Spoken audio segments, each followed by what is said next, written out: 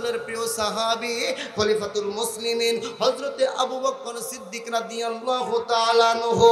আমার বন্ধুগণ, এই আবু বকর সিদ্দিক রাদিয়াল্লাহু তাআলা আনহুর দরবারে আরেকজন নামি দামি সাহাবী আমার বন্ধুগণ হযরত ওমর রাদিয়াল্লাহু তাআলা আনহু আমার বন্ধুগণ আসলেন।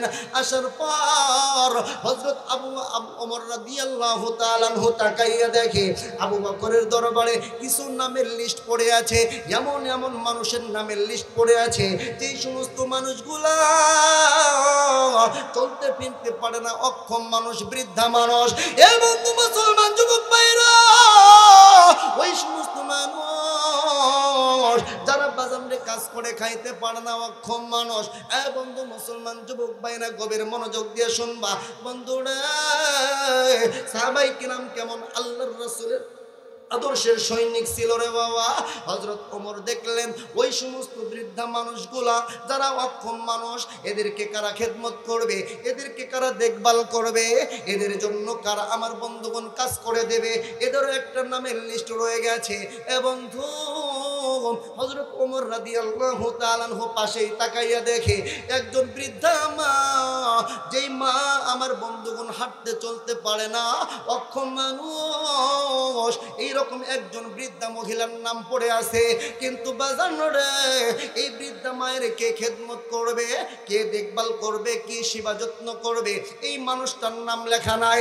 হযরত ওমর এই চিত্রটা দেখার পর আমার বন্ধুগণ অত্যন্ত খুশি হয়ে গেলেন। হযরত ওমর চিন্তা করলেন ভাগ্যটা ভালো হয়ে গেছে, আমি ওমর এই বৃদ্ধা মায়ের খেদমত করব, সেবা করব, আর আমি আমার আল্লাহর কাছ থেকে জান্নাত কামাই করব। জোরে বলেন না সুবহানাল্লাহ। হযরত ওমর রাদিয়াল্লাহু তাআলা আনহু বাজান রে তারা কেমন মানুষ ছিল রে বাবা।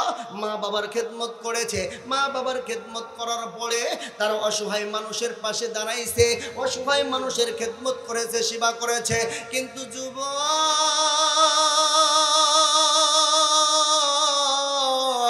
আজকে আমাদের প্রত্যেকের ঘরে অনেকের মা বৃদ্ধা হয়ে গেছে, মা চলতে পারে না, হাঁটতে পারে না। বাবা আমার বন্ধুগণ বৃদ্ধা বয়স হওয়ার কারণে চামড়াগুলো হাড্ডির সঙ্গে লেগে গেছে। যুবক ভাই, ওই মায়ের প্রতি তোমার কোনো গুরুক্ষেপ নাই, কোনো দয়া মায়া নাই। এ যুবক, আজকে তুমি মা বাবাকে বাদ দিয়া আজকে তুমি তোমার বিবিকে নিয়ে পড়ে আছো, আজকে তুমি তোমার শ্বশুর শাশুড়ি নিয়ে পড়ে আছো। বন্ধুরা অনেক কথা ছিল রে বাবা, কিন্তু সময়ের স্বল্পতার কারণে বলতে পারবো না, ওদিকে যাওয়ার আমার সময় নাই। কিন্তু যুবক সাহাবায়ে কিরাম কেমন মা বাবাকে আদর করেছে, যত্ন করেছে, সময় থাকলে অবশ্যই বলবো। হযরত ওমর চিন্তা করলেন ভালোই হয়েছে, আমি এই মায়ের খেদমত করব, সেবা করব। এই জন্য হযরতে ওমর রাদিয়াল্লাহু তাআলা আনহু ওই বৃদ্ধা মায়ের লিস্টটা আমার বন্ধুগণ পকেটে করে নিয়ে গেলেন। বাইরে হযরত ওমর চিন্তা করলেন আগামীকাল ফজর নামাজ পড়িয়া আমি ওই বৃদ্ধা মায়ের বাড়িতে যাব, আমি তার কাজকর্ম সেরে দিয়ে আসবো। এ বন্ধু মুসলমান টাঙ্গাইলের বাবাজিরা, ও টাঙ্গাইলের মায়েরা, কোনো দিকে নজর নাই রে মা, দিলটা একটু নরম করে দাও, আমার আল্লাহকে একটু স্মরণ করো। ভাই গো, মৃত্যুর কথাকে একটু বেশি বেশি স্মরণ করো বারে বাবা।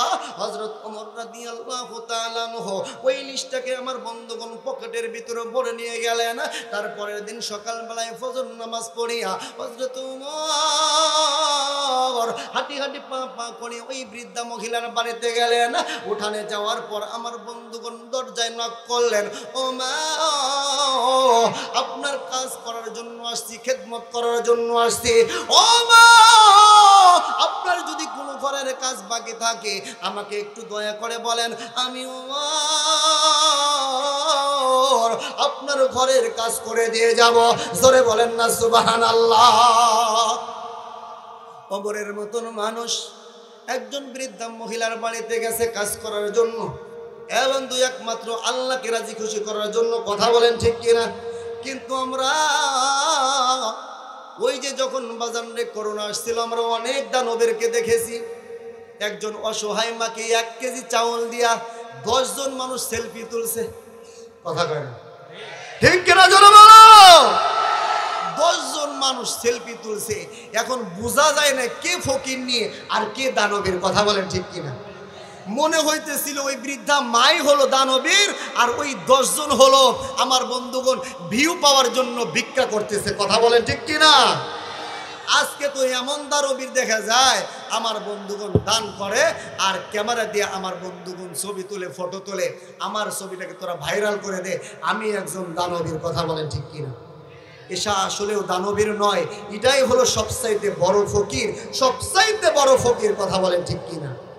করোনার সময় আমরা অনেক দেখেছি, কিন্তু বাজারে ওমর রাদিয়াল্লাহু তাআলা আনহু, আবু বকর রাদিয়াল্লাহু তাআলা আনহু এরা ভিউ পাওয়ার জন্য মানুষের খেদমত করেন নাই, এরা মানুষের কাছে যশ কামানের জন্য খেদমত করেন নাই, এরা একমাত্র আমার আল্লাহকে রাজি আর খুশি করার জন্য মানুষের খেদমত করেছে। জোরে বলেন কথা ঠিক কিনা?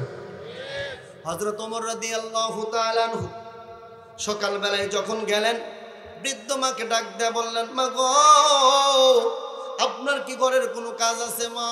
আপনি আমাকে বলেন, আমি আপনার ঘরের কাজ করে দিয়ে যাব। এবং তো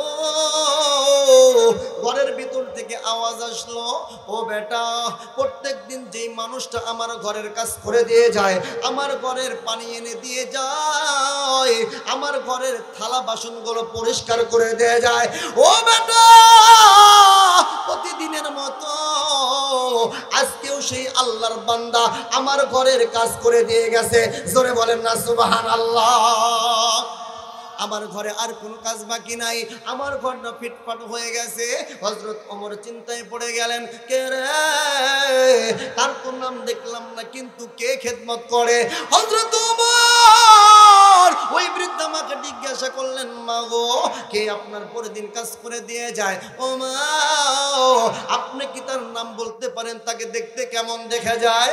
এ বন্ধু মুসলমান, দেখেন কেমন তাকওয়াওয়ালা লোক ছিল তারা, তারা কেমন খোদাবীর ছিল। এ বন্ধু, এইবার ওই বৃদ্ধা মা ডাক দিয়ে বলতেছেন, বেটারে, আমার ঘরের কে কাজ করে দিয়ে যায়? আজও পর্যন্ত আমি তার চেহারা দেখি নাই, সেও আমার কাছে তার নাম কোনোদিন প্রকাশ করে নাই, আর আমিও কোনোদিন তার নাম জিজ্ঞাসা করে নাই। জোরে বলেন না আল্লাহু আকবার। কে আমার কাজ করে দিয়ে যায়, কে আমার খেদমত করে, আজও পর্যন্ত তার নাম আমি জিজ্ঞাসা করে নাই, সে উপর দিয়ে কোনোদিন বলেও নাই, আর আমি তার চেহারাও দেখি নাই। ও বেটা, ওই আল্লাহর বান্দা যখন আমার ঘরের দরজায় আসে, আইসে নক করে আর ডাক দিয়ে বলে, মা গো, আমি আপনার ঘরের কাজ করে দেওয়ার জন্য আসছি, ও মা, আপনি দরজাটা খুলে পর্দার ভিতরে ঢুকে যান, আমি আপনার ঘরের কাজ করে দিয়ে যাব। জোরে বলেন না সুবহানাল্লাহ। কেমন মহৎ মানুষ ছিলেন তারা। তাদেরকে আমরা ফলো করি না, আমরা আজকে ফলো করি মেসি আর নেইমারদেরকে। জোরে বলেন কথা ঠিক কিনা? যাদের আদর্শ গ্রহণ করলে নিশ্চিত জাহান্নামী, নিশ্চিত জাহান্নামী। আজকে আমরা তাদেরকে আইডল হিসাবে গ্রহণ করেছি, অথচ যাদের আইডল হিসাবে গ্রহণ করলে আল্লাহ এবং আল্লাহর রাসূল খুশি হয়ে যাবে, ওই আবু বকর আর ওমরের আইডল আমরা তাদেরকে মানতে নারাজ, আমরা তাদেরকে আইডল হিসাবে মানি না। আমরা যদি তাদেরকে আইডল হিসাবে মানতে পারি, খোদার কসম করে বলি, এই এলাকায় কোনো চোর থাকতে পারবে না, কোনো বাটপার লুচ্চা থাকতে পারবে না। প্রত্যেকটা যুবক নেককার হয়ে যাবে, পরহেজগার হয়ে যাবে, খোদা ভীরু হয়ে যাবে। জোরে বলেন কথা ঠিক কিনা? আর যাদেরকে আমরা আইডল হিসেবে মানি, এদেরকে যদি মানতেই থাকেন, তাহলে আপনার চরিত্রটা শুধু তলা নিতেই যাবে, শুধু তলা নিতেই যাবে। কথা বলেন ঠিক কিনা? কেমন মানুষ ছিলেন, সারা জীবন খেদমত করেছেন, রাত্রিবেলায় যা যা খেদমত করে, কিন্তু একজন মানুষ জানে না, ওই বৃদ্ধা মা বলতেই পারে না কে আমার খেদমত করে দিয়ে গেল, কে আমার জন্য দূর থেকে কুয়া থেকে পানি নিয়ে আসলো। অবন্ধ মুসলমান, এইরকম চরিত্রবান হও, এইরকম দানবীর হও, এইরকম খেদমতগার হও, আমার আল্লাহ তোমার উপর রাজি আর খুশি হয়ে যাবে। চিল্লায় বলেন না সুবহানাল্লাহ। আমার ভাই যারা, আমার বন্ধুগণ, কোনো দিকে নজর নাই রে যুবক ভাইরা।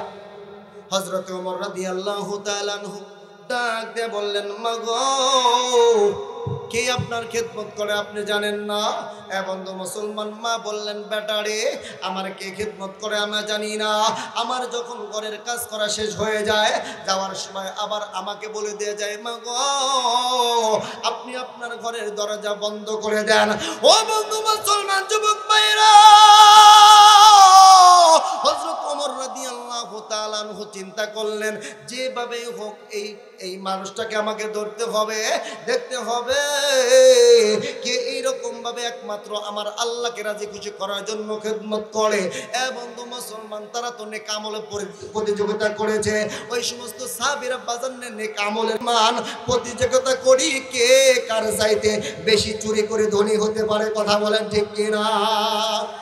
কে বাংলাদেশের টাকা লুটপাট করে কানাডায় বাড়ি বানাইতে পারে, আমেরিকায় বাড়ি বানাইতে পারে, গরিবের টিয়ারের মাল চুরি করে কোন চেয়ারম্যান বেশি বড়লোক হতে পারে, এই ধান্দায় আমরা ব্যস্ত আছি।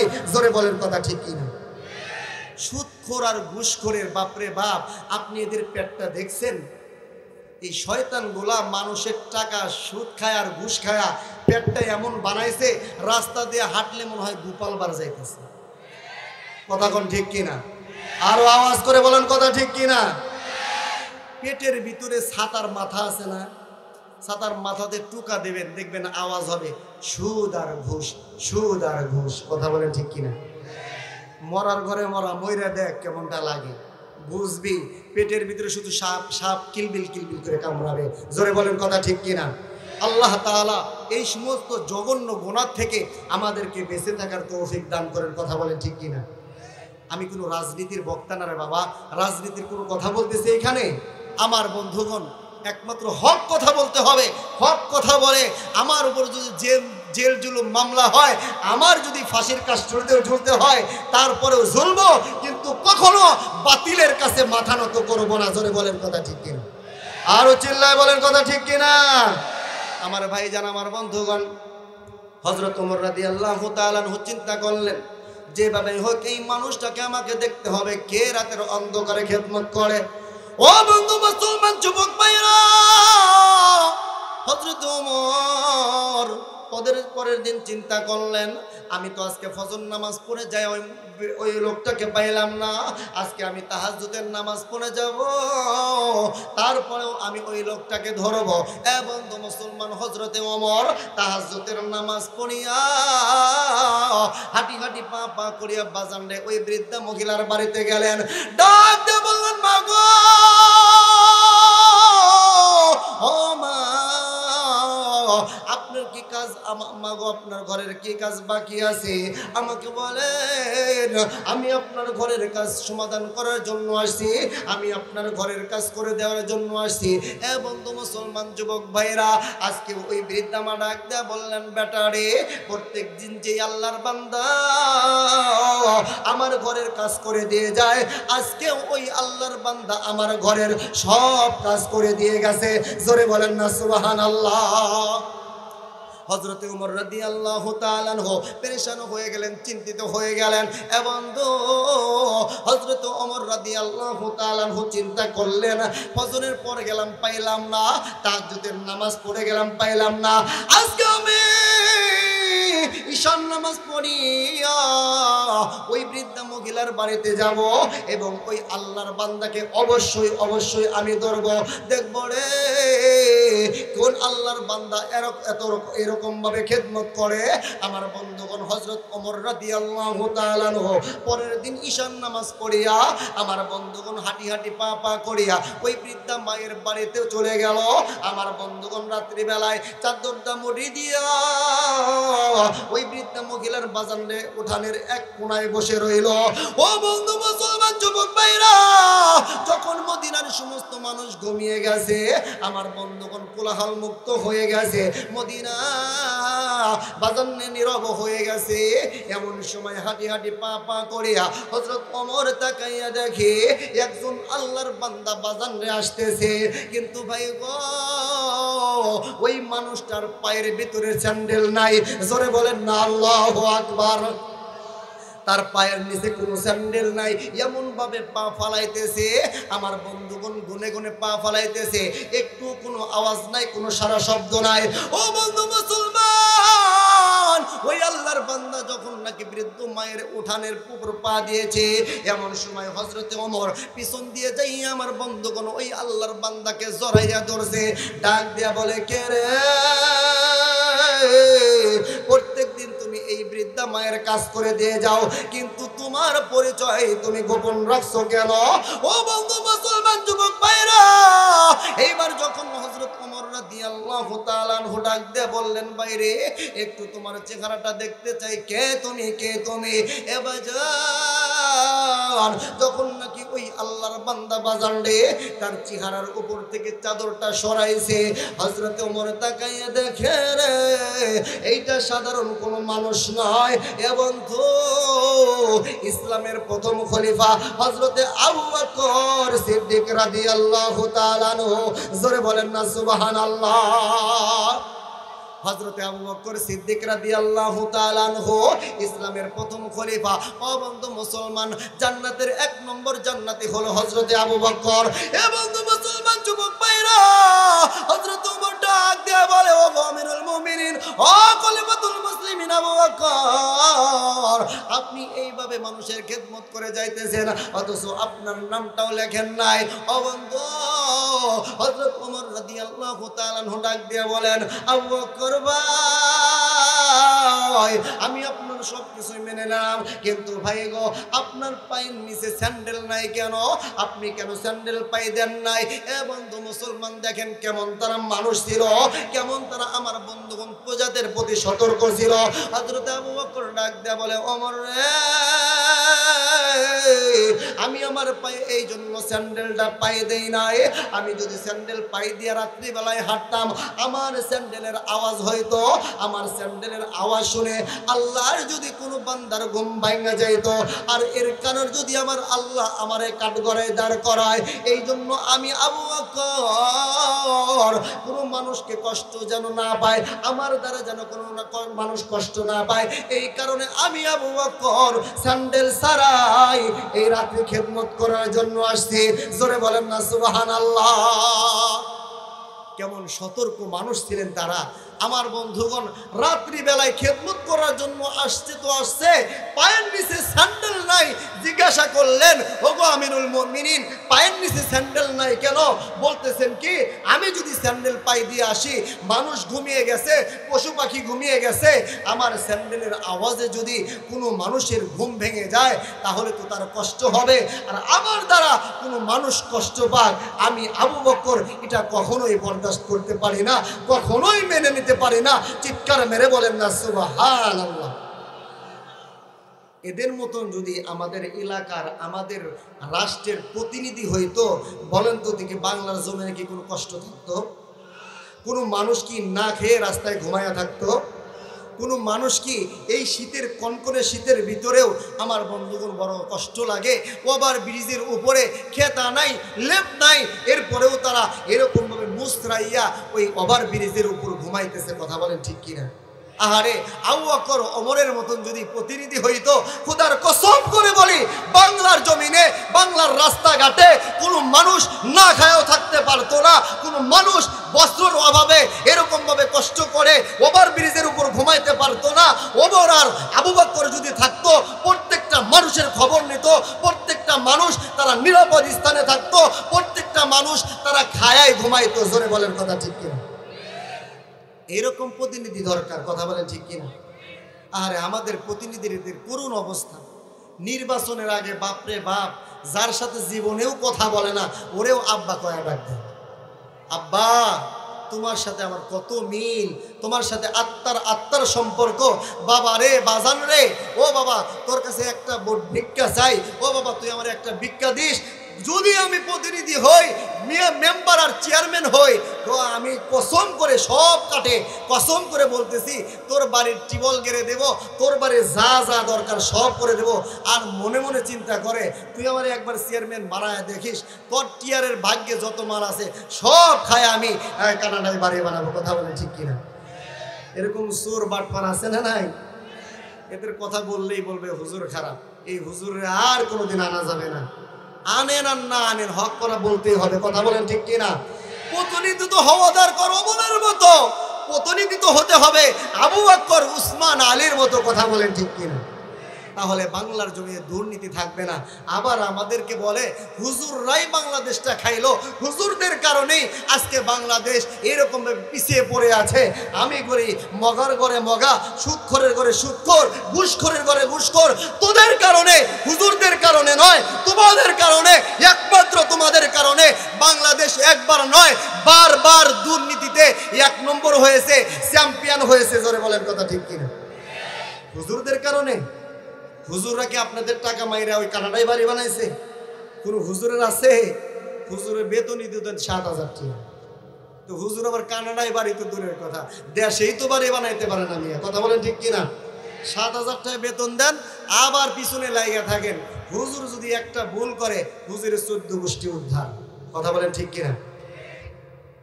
হুজুরদের হয়েছে সবচেয়ে বড় জ্বালা, বিশেষ করে যারা মসজিদের ইমাম সাহেব, বাপরে বাপ, যদি সুদ আর ঘুষের বিরুদ্ধে ওয়াজ করে দ্বিতীয় দিন হুজুরের চাকরি শেষ। কারণ অধিকাংশ মসজিদের ইমাম, মসজিদের সভাপতি আর যারা সেক্রেটারি, কেশিয়ার পদে যারা থাকে, মাশাআল্লাহ এরা তো অধিকাংশই সুদ করার ঘুষখোর হয়। কথা বলেন ঠিক কিনা? আপনারা আবার কষ্ট নেন না, প্রত্যেকটা এলাকার কথা বলতেছে না, অধিকাংশ মসজিদের কথা বলতেছে। তো এখন যদি ইমাম সাহেব যদি সুদের আলোচনা করে, কোরআনের ভিতরে সুদের কথা আছে না নাই? ঘুষের কথা নাই? সুদের কথা কোরআনের ভিতরে নাই? কোরআনের ভিতর সুদের কথা আছে, ঘুষের কথা আছে, জিনাকারের কথা আছে, চগলখোরের কথা আছে। প্রত্যেকটা সাবজেক্ট কোরআনের ভিতর আছে। কিন্তু হুজুর যদি সুদের বিরুদ্ধে কথা বলতে চায়, হুজুরকে সভাপতি সাহেব দেখবেন চিপায় ডাক নিয়া, হুজুর আপনি আজকে আমার দিকে তাকায় তাকায় ওয়াজ করলেন কে? তার মানে কি আপনি জানেন আমি সুদ খাই? কে আপনারে কইছে এটা? আর আপনি পাইলেন না, আমার দিকে তাকায় তাকায় বারবার কইতেছেন। হুজুর বলতেছেন না আমি আপনার দিকে তাকায় কেন বলবেন? আমি কেন বলবো? কয় না আমি দেখলাম না আপনি বারবার আমার দিকে তাকাইতেছেন, তার মানে ওই শয়তান তো সুদ খায়। কথা বলেন ঠিক কিনা? আরে সুদ না খাইলে তোমার লাগবে কেন? কথা বলেন। চিপায় ডাক দেয়া কয়, হুজুর আর একদিন যদি আপনি সুদের বিরুদ্ধে কথা কইছেন, আপনার কিন্তু গাট্টি গুট্টা নিয়ে বাড়িতে চলে যাওয়া লাগবে। কথা বলেন ঠিক কিনা? হুজুর চিন্তা করলো আর সুদের বিরুদ্ধে কথা বলা যাবে না, যা আগামী সপ্তাহে ঘুষের বিরুদ্ধে কথা বলছে। সেক্রেটারি সাহেব তো মাশাআল্লাহ সরকারি চাকরি করে, ঘুষের বিরুদ্ধে কথা বলছে। সেক্রেটারি সাহেব, হুজুর কি ব্যাপার, আপনি আর কোনো মানুষ পাইলেন না, আমার দিকেই বারবার তাকাইলেন? আমি যে সুদ খাই ঘুষ খাই কে আপনারে বললো? হুজুর বিচারা মুসিবতে পড়ছে কি পড়ে নাই? হুজুর কয় হায় রে, সুদের বিরুদ্ধে কথা বললাম, কি কয় সভাপতি বেজার, আর ঘুষের বিরুদ্ধে কথা বললে সেক্রেটারি বেজার, তো যাব কোথায়? এই জন্য সেক্রেটারি চিন্তা করেছে ঘুষের বিরুদ্ধেও কথা বলবো না, এই কি কয় সুদের বিরুদ্ধেও কথা বলবো না। এখন যত কথা আছে সব খালি এরকম ভাবে জিনাখোরের বিরুদ্ধে কথা বলবো। জোরে বলেন কথা ঠিক কিনা? কিন্তু আছে না নাই এরকম জিনাখোর? আমাদের মসজিদের মনে হয় দায়িত্বে নাই, আছে তো ইনশাল্লাহ। প্রত্যেকটা মসজিদে এরকম শয়তান মার্কা কিছু মানুষ আছে, আর যাদের কারণেই আজকে এরকম ভাবে মসজিদটা ইমাম সাহেবদের দখলে নাই। আজকে আমরা অনেক জায়গায় দেখি ইমাম সাহেব নামাজের যে টাইমটা চেঞ্জ করবে, এটা যে তার দায়িত্ব, আমার বন্ধুগণ এইটাও ইমাম সাহেবের হাতে নাই। এই টাইমটা চেঞ্জ করাও নাকি সভাপতির কথা শুনে চেঞ্জ করা লাগবে। চিল্লায় বলেন না নাউজুবিল্লাহ। এইটাও সভাপতির কাছে জিজ্ঞেস করে চেঞ্জ করা লাগবে। কোথায় গেছি আজকে আমরা মুসলমান? এই জন্য বাজান রে, আমাদের প্রতিনিধি পাল্টানো দরকার। আমাদের প্রতিনিধিগুলো, আমার বন্ধুগণ, আমাদের কারণেই তো তারা প্রতিষ্ঠিত হয়, আমাদের ভোটের কারণেই তারা মেম্বার চেয়ারম্যান হয়। এই জন্য আমি কাকে ভোট দিচ্ছি, কাকে আমি নির্বাচিত করছি, এর কারণেও কিন্তু এর জবাবও কিন্তু আল্লাহর কাছে আমাকে দিতে হবে। কথা বলেন ঠিক কিনা? এই জন্য ভেবে চিন্তে ইনশাল্লাহ আমাদের প্রতিনিধি চয়েস করবেন। তো বলতেছিলাম আল্লাহর রাসূলের আদর্শ সৈনিক যারা, এরা কখনো বাজানে বিপদগামী হয় না। ওই যে আবু বকর উসমান রাদিয়াল্লাহু তাআলা আনহু, তারা যেমন সোনার মানুষ ছিলেন, তাদেরকে আপনি ফলো করবেন, তাদেরকে আপনি মেনে নেবেন, তাদের আদর্শকে আপনি গ্রহণ করবেন, আপনিও আবু বকর উসমানের সঙ্গে জান্নাতের অংশীদারি হয়ে যাবেন। জোরে বলেন না সুবহানাল্লাহ। একটু জিকির করে লা ইলাহা, জোরে লা ইলাহা। আমার ভাইজান, আমার বন্ধুগণ, এই জন্য আল্লাহ পাক রব্বুল আলামিন সূরা আলে ইমরানের 31 নম্বর আয়াতে আল্লাহ তাআলা ডাক দিয়ে বলেন, কুল ইন কুনতুম তুহিব্বুনাল্লাহা ফাত্তাবিউনি ইউহিব্বুকুমুল্লাহ ওয়া ইয়াগফির লাকুম যুনুবাকুম ওয়াল্লাহু গফুরুর রহিম।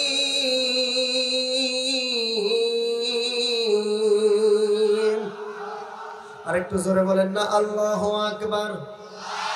আমার ভাইজান, আমার বন্ধুগণ, কোরআন তিলাওয়াত শুনতে ভালো লাগে না খারাপ লাগে?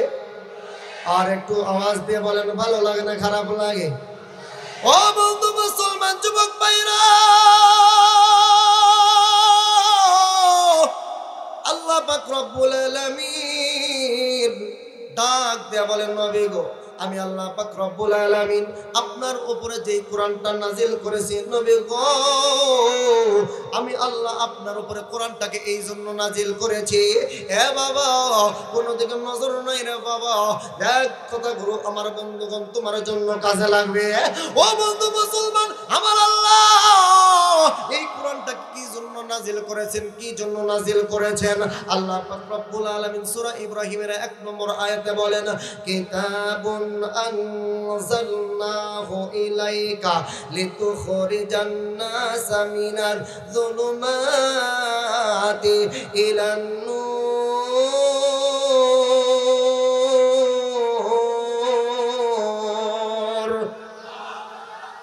ও বন্ধু মুসলমান, আমার আল্লাহ তার নবীকে ডাক দিয়ে বলে, নবী গো, আমি আল্লাহ আপনার উপর কোরআনটা এই জন্য নাজিল করেছি গো নবীজি, যাতে করে এই কোরআন দিয়া আপনি মানুষদেরকে বুঝাইয়া বুঝাইয়া জাহান্নামী মানুষগুলোকে যেন জান্নাতের পথে নিয়ে আসতে পারেন, বিপদগামী মানুষগুলোকে যেন সঠিক পথের দিকে নিয়ে আসতে পারেন। ও নবীজি, আমি আল্লাহ এই কোরআনটা এই জন্য নাজিল করেছি। ও যুবক ভাই, আজকে আমরা মোবাইলের পিছনে, ফেসবুকের পিছনে অনেক সময় নষ্ট করে দেই, কিন্তু বাজার নেই। আমার আল্লাহ যে আমাকে আপনাকে কোরআন শিক্ষা করাটা ফরজ করে দিয়েছেন, কোরআন শিক্ষার জন্য আল্লাহ তাআলা বলেছেন, ও যুবক, আমরা এই কোরআনটাকে শিক্ষা করতে চাই না? ও বন্ধু মুসলমান যুবক ভাইরা, আল্লাহ পাক রব্বুল আলামিন ডাক দিয়ে বললেন, বান্দারে, তোমরা যখন কোরআন শরীফ তোমাদের সামনে কেউ তিলাওয়াত করে, ও বান্দা, তোমাদের সামনে কেউ যখন কোরআন তেলাওয়াত করে, বান্দারে, খবরদার খবরদার, কোরআন তেলাওয়াত চলাকালীন তোমরা কিন্তু কেউ গন্ডগোল করবা না, চিল্লা ফাল্লা করবা না। ও বান্দা, তোমরা আমি আল্লাহ তাআলার কোরআনটা দিলের কান লাগাইয়া শুনবা, কেননা যখন কোরআন তেলাওয়াত করা হয় আমি আল্লাহ তাআলার রহমত তোমাদের উপর নাজিল হয়। জোরে বলেন না সুবহানাল্লাহ। যখন কোরআন তেলাওয়াত করা হয়, যখন কোরআন তেলাওয়াত করা হয়, ও বন্ধু, আমার আল্লাহ তাআলার রহমত নাজিল হয়। আল্লাহ পাক রব্বুল আলামিন কোরআনের ভিতরে বলেন, ওয়া ইযা কুরিয়াল কুরআনু ফাসতামিউ লাহু ওয়া আনসিতু লাআল্লাকুম তুরহামুন।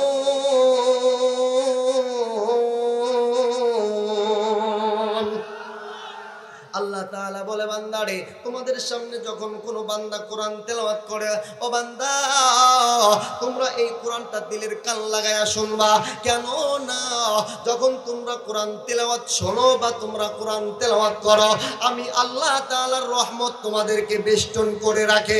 জোরে বলেন সুবহানাল্লাহ। ও বন্ধু মুসলমান যুবক ভাইরা রে, আমার আল্লাহ পাক রব্বুল আলামিন এই কোরআনটাকে নাজিল করেছেন। আল্লাহ তাআলা বলেন, ইন্না নাহনু নাযালনা যিকরা ওয়া ইন্না লাহু লাহাফিজুন। ও বান্দা, আমি আল্লাহ এই কোরআনটাকে নাজিল করেছি, আর আমি আল্লাহ এই কোরআনটাকে হেফাজত করব। জোরে বলেন না সুবহানাল্লাহ। অল্প সময়ে বাজারে আমি আপনাদেরকে ইম্পর্টেন্ট একটা তথ্য দিয়ে যাব। ও বন্ধু, আমার আল্লাহ দেখেন কেমন করে এই কোরআনটাকে হেফাজত করে, কেমন করে আমার আল্লাহ এই কোরআনটাকে হেফাজত করে। এ বন্ধু মুসলমান যুবক ভাইরা রে, আমাদের পাশের একটা রাষ্ট্র আছে, যেই রাষ্ট্রটার নাম হলো মালদ্বীপ। জোরে বলেন আছে না নাই? ও বন্ধু, আমরা কিন্তু অনেকেই জানি না এই মালদ্বীপের তথ্য আমরা জানি না। ও বন্ধু রে, এই মালদ্বীপটাতে বাজারে আগে কিন্তু মুসলমান ছিল না, আগে মুসলমান আমার বন্ধুগণ ক্রান্তি ছিল না। কিন্তু ভাই গো, আজকে এই মালদ্বীপের মানুষগুলো 100% মুসলমান। ও বন্ধু, মুসলমান কিভাবে তাদের এই রাষ্ট্রের ভিতরে ইসলাম আসলো, কেমন করে এই রাষ্ট্রের ভিতরে কালেমার দাওয়াত আসলো। ও বন্ধু মুসলমান, বিশ্ব পর্যটক আল্লামা ইবনে বতুতা রাহমাতুল্লাহি আলাইহি তিনি তার ইতিহাসের পাতার ভিতরে এত সুন্দর করে আমার বন্ধুগণ তথ্যটা দিয়ে গেছেন। ভাই গো, তিনি বলতেছেন আমার বন্ধুগণ, একটা সময় আরব রাষ্ট্র থেকে একটা ব্যবসায়ী কাফেলা ব্যবসা করার জন্য বাজারে তারা পানির জাহাজে করে মাল সামান নিয়ে অন্য একটা রাষ্ট্রে যাইতেছিল। আর ওই জাহাজের ভিতরে আমার বন্ধুগণ একটা পরিবার ছিল, ওই পরিবারের সঙ্গে মা বাবার সঙ্গে একটা 13 বছরের বালক ছিল। যেই 13 বছরের বালকের নাম হলো হাফেজ আবুল বারাকাত ইউসুফ বরবরী রহমতুল্লাহি আলাইহি। জোরে বলেন সুবহানাল্লাহ। ওই বালকটার নাম হলো হাফেজ আবুল বারাকাত। আমার বন্ধুগণ, যেই যুবকটার আমার বন্ধুগণ মুখের ভিতরে দাড়ি গজায় নাই, চেহারাটাও মাশাআল্লাহ অত্যন্ত সুন্দর। ও বন্ধু মুসলমান যুবক ভাইরা, হাফেজ আবুল বারাকাত মা বাবার সঙ্গে আমার বন্ধুগণ দেশ ভ্রমণ করার জন্য আসতেছে। বন্ধুরা, এই পানির জাহাজটা বাজারে যখন নাকি ওই মালদ্বীপের সাগরে চলে আসলো, এমন সময় ওই সাগরের ভিতরে বাজারে ঝড় শুরু হয়ে গেল, তুফান শুরু হয়ে গেল। ওই ঝড়ের কবলে পড়ে আমার বন্ধুগণ জাহাজটা তলাইয়া গেল। ওই জাহাজের ভিতরে যত মানুষ ছিল, আমার বন্ধুগণ যত মাল সামানা ছিল, সব কিছুই বাজারে সাগরে ডুবে গেল। ও বন্ধু, হাফেজ আবুল বারাকাতের মা বাবা তার চোখের সামনে বাজারে সাগরে ডুবে মারা গেল। একটা মাত্র মানুষ এখনো জীবিত আছে, আর ওই মানুষটার নাম হলো হাফেজ আবুল বারাকাত। চিৎকার মেরে বলেন না আল্লাহু আকবার। হাফেজ আবুল বারাকাতের সিনার ভিতরে আল্লাহ তাআলার 30 পারা কোরআন। ও বন্ধু মুসলমান, হাফেজ আবুল বারাকাত আবার আল্লাহকে ডাক দেয়, বলে আল্লাহ, ও দয়ার আল্লাহ, তুমি না বলেছো এই কোরআনটাকে তুমি নাজিল করেছো, আর এই কোরআনটাকে তুমি হেফাজত করবা। ও আল্লাহ, আমি না তোমার একজন হাফেজে কোরআন, আমি তোমার 30 পারা কোরআনটাকে আমার সিনার ভিতরে ধারণ করেছি, আঁকড়ে রেখেছি। আল্লাহ, আমার সামনে আমার মাও মারা গেছে, আমার সামনে আমার বাবাও মারা গেছে, কত মানুষ আমার সামনে সাগর ডুবে মারা গেল। আল্লাহ, আমিও বুঝি কিছুক্ষণ পরে মারা যাব, কিন্তু আল্লাহ তুমি কোরআনের ভিতরে বলেছো যারা এই কোরআনটাকে মোহাব্বত করবে, ভালোবাসবে, এই কোরআনটাকে যারা সিনার ভিতরে আঁকড়ে ধরবে, এই কোরআনের খাতিরে আমি আল্লাহ ওই বান্দা বান্দিকেও হেফাজত করব। জোরে বলেন না সুবহানাল্লাহ। হাফেজ আবুল বারাকাত আল্লাহর কাছে কান্নাকাটি করে করে ডাক দিয়ে বলতেছেন, আল্লাহ তুমি আমার এই সাগর থেকে হেফাজত করে নাও। ও বন্ধু, অনেক লম্বা চূড়া আলোচনা বাজারে সারা রাত শেষ হবে না। এইবার হাফেজ আবুল বারাকাত আমার বন্ধুগণ যখন আল্লাহর সামনে এরকম আল্লাহর কাছে কান্নাকাটি করেছে, হাফেজ আবুল বারাকাত লক্ষ্য করে দেখে তার সামনে একটা কাঠের তক্তা বেশি আসছে। হাফেজ আবুল বারাকাত, এ বন্ধু বুঝো মুসলমান, ওই কাঠের তক্তার উপরে বন করিয়া সাতরাইয়া সাতরাইয়া হাফেজ আবুল বারাকাত বাজারে ওই মালদ্বীপের উপকূলে চলে গেল, মালদ্বীপের কিনারায় চলে গেল। মালদ্বীপের কিনারায় যাওয়ার পর হাফেজ আবুল বারাকাত তাকাইয়া দেখে, ও বন্ধু,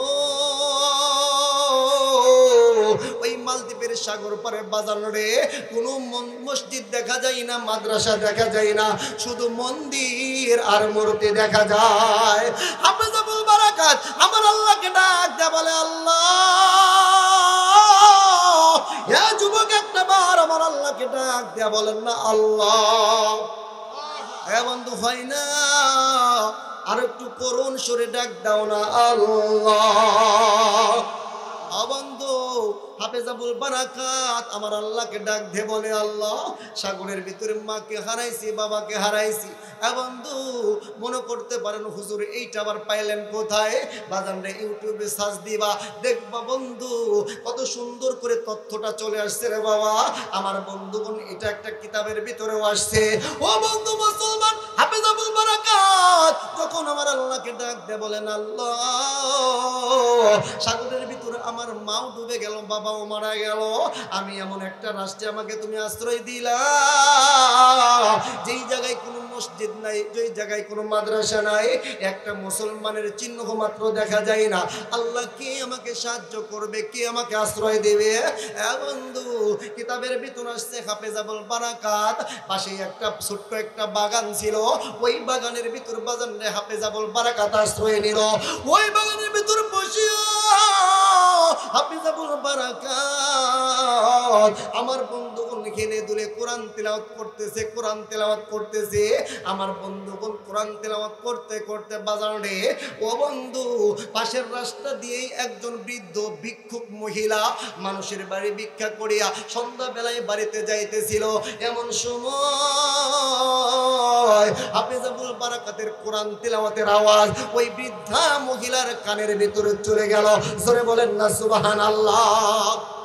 একজন অমুসলিম বৃদ্ধ মহিলা আমার বন্ধুগণ জীবনেও কোরআন তেলাওয়াতের আওয়াজ শোনে নাই, জীবনেও কোনোদিন কোরআন তেলাওয়াত শোনে নাই। ও বন্ধু মুসলমান, দেখো না দেখো এই কোরআন মানুষের দিলকে কেমন করে পরিবর্তন করে দেয়, এই কোরআন কেমন করে কুফরিকে দূর করিয়া বাজারে ঈমান আনয়নের ব্যবস্থা করিয়া দেয়। বাইরে হাফেজ আবুল বারাকাতের কোরআনের আওয়াজ যখন ওই বৃদ্ধা মহিলার কানের ভিতরে চলে গেল, বৃদ্ধা মা এই কোরআনের আওয়াজ শুনিয়া বাজানের সামনেও যাইতে পারে না, পিছাইতেও পারে না। বৃদ্ধা মা ডাক দেয়া বলে, আমার বয়স আজকে 60 থেকে 70 বছর হয়ে গেল, মালদ্বীপের ভিতরে এত সুন্দর মধুর আওয়াজ আমি আর কোনোদিন শুনি নাই। জোরে বলেন সুবহানাল্লাহ। কোনোদিনও এত সুন্দর আওয়াজ শুনি নাই। কোত্থেকে এত সুন্দর আওয়াজ আসে? ও বন্ধু মুসলমান, একজন বৃদ্ধা মা ও মুসলিম মানুষ কোরআনের আওয়াজ শোনার সঙ্গে সঙ্গে থমকে দাঁড়াইছে। কোত্থেকে এত মধুর আওয়াজ ভেসে আসে? বৃদ্ধা মহিলা আমার বন্ধুগণ বাগানের দিকে তাকাইছে, দেখে একটা সুদর্শন 13 বছরের একটা বালক হেলে দুলে আমার বন্ধুগণ কি যেন তিলাওয়াত করতেছে, কি যেন পাঠ করতেছে। বৃদ্ধা মহিলা আর নিজেকে স্থির রাখতে পারে নাই, হাফেজ আবুল বারাকাতের সামনে চলে আসছে। আমার বন্ধুগণ হাফেজ আবুল বারাকাত তো চক্ষুটাকে বন্ধ করিয়া আমার বন্ধুগণ দাউদি কণ্ঠে বড় দরদ নিয়া কোরআন তিলাওয়াত করতেছিল। আমার বন্ধুগণ যেই দরদ নিয়া যখন আমার রাসূল এই কোরআনটাকে তিলাওয়াত করেছে, আবু জেহেল, উতবা, সাইবা তারা প্রকাশ্যে শত্রু হওয়ার কারণেও আমার বন্ধুগণ এরপরেও তারা কোরআন তিলাওয়াত শোনার জন্য আল্লাহর রাসূলের ঘরের চতুর সাইডে তারা দাঁড়ায়া থাকছে। জোরে বলেন না সুবহানাল্লাহ। কোরআনের এত তাসির, এত মুজিজা, কোরআন এত মজার একটা বাণী। ও বন্ধু মুসলমান, কিন্তু এই কোরআনটা আজকে আমাদের ঘরের ভিতরে তাকের উপরে আমরা গিলাফ লাগাইয়া সুন্দর করে পেঁচায়া রাখছি। এই কোরআনটা আমরা খুলে দেখার মতন আমাদের সময় পাই না। জোরে বলেন কথা ঠিক কিনা? কোরআন আজকে আমাদের প্রত্যেকের ঘরে ঘরে কোরআন আছে, কিন্তু কোরআন পড়নেওয়ালা নাই, যার কারণে আজকে আমাদের রাষ্ট্রে অশান্তি, ঘরেও অশান্তি, স্বামী স্ত্রীর ভিতরে অশান্তি। জোরে বলেন কথা ঠিক কিনা? এই জন্য কোরআনের কাছে যাও, কোরআন তিলাওয়াত করো, কোরআন পাঠ করো। এই কোরআন তোমার ঘরের ভিতরে শান্তি ফিরাইয়া দেবে, এই কোরআন তোমার স্বামী স্ত্রীর ভিতরে শান্তি ফিরাইয়া দেবে। এই কোরআন দিয়ে রাষ্ট্র কায়েম করো, এই কোরআন তোমার রাষ্ট্রে শান্তি ফিরাইয়া দেবে। জোরে বলেন কথা ঠিক কিনা? আমার বন্ধুগণ হাফেজ আবুল বারাকাত কোরআন তিলাওয়াত করতেছে। বৃদ্ধা মহিলা হাফেজ আবুল বারাকাতের সামনে যাইয়া আমার বন্ধু কোরআন তিলাওয়াত শুনতেছে, আর তার চোখ দিয়ে জার জার জার জার করে পানি পড়তেছে। হাফেজ আবুল বারাকাত যখন চোখটা খুলছে, তাকাইয়া দেখে একজন বৃদ্ধা মহিলা তার সামনে দাঁড়ায় আছে। হাফেজ আবুল বারাকাত কোরআন তিলাওয়াত বন্ধ করে দিলেন। বৃদ্ধা মহিলা আমার বন্ধুগণ ডাক দিয়ে বলতেছেন, বেটা রে, তোমার বাড়ি কোথায়? তুমি আসছো থেকে? তুমি কি তিলাওয়াত করলা? যেই তিলাওয়াত শুনে আমি একজন অমুসলিম মানুষ, বৃদ্ধা মহিলা, আমার এত মজা লাগছে, এত মজা লাগছে, মনে হইতেছিল তুমি তিলাওয়াত যতই করতা আমি তোমার তিলাওয়াত সারা দিন সারা রাত বসে বসে শুনতাম। জোরে বলেন না সুবহানাল্লাহ। হাফেজাবুল বারাকাত বাড়ি কোথায়? কোথায় বাড়ি? কিরে ভাই খালি আওয়াজ শুনতেছেন, ওয়াজটাও শুনেন। বাড়ি হলো সৌদি আরব। বৃদ্ধা মহিলার বাড়ি মালদ্বীপে। মালদ্বীপ আর সৌদি আরবের ভাষা মনে হয় মিল আছে না? মিল আছে। আমাদের টাঙ্গাইলের ভাষা আর যদি কি কয় সিলেটের ভাষা অনেকটাই মিল, তাই না? হ্যাঁ, সিলেটের ভাষা মিল আছে। সিলেটে যাইবেন, আজকে আমাকে মিষ্টি খাইতে দিলেন, আসার সাথে সাথে বললেন হুজুর এই যে আপনাদের জন্য টাঙ্গাইলের চমচম, বিখ্যাত চমচম। কিন্তু এইটাই যদি যখন সিলেটে যাবেন 8 ঘন্টা 10 ঘন্টা যখন জার্নি করে সিলেটে যাই, যাওয়ার পরে আমাদেরকে আপ্যায়ন করে, হুজুর সাদা গু খাইবা না কালা গু খাইবা? কি কয়? সাদা গু খাইবা না কালা গু খাইবা? হ্যাঁ, 10 ঘন্টা জার্নি করে যাওয়ার পর কেউ যদি আপনার গু খাইতে কয় কেমন লাগবো?